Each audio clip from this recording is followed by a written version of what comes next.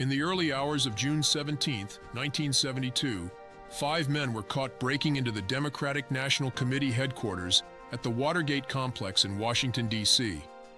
This seemingly minor burglary would soon unravel into one of the biggest political scandals in American history, ultimately leading to the downfall of President Richard Nixon. Nixon had won the 1968 election on a platform of law and order, promising to end the Vietnam War and restore stability to a nation rocked by social upheaval.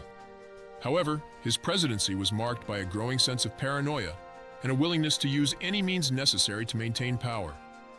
As news of the Watergate break-in spread, 2 young reporters from the Washington Post, Bob Woodward and Carl Bernstein, began to investigate.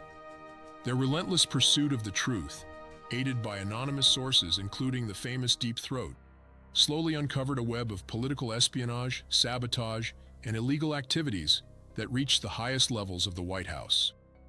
The Nixon administration's initial response was to deny any involvement and dismiss the break-in as a third-rate burglary. But as evidence mounted, it became clear that the president and his top advisors were engaged in a massive cover-up. They used hush money, destroyed evidence, and attempted to obstruct justice to keep their involvement secret. The scandal took center stage in 1973 when the Senate Watergate Committee began televised hearings. Millions of Americans watched as key figures in the administration testified. John Dean, Nixon's former White House counsel, delivered damning testimony implicating the president in the cover-up. The revelation by Alexander Butterfield of a secret White House taping system sent shockwaves through the nation. The existence of these tapes became the focal point of a fierce legal battle. Nixon claimed executive privilege, refusing to release them.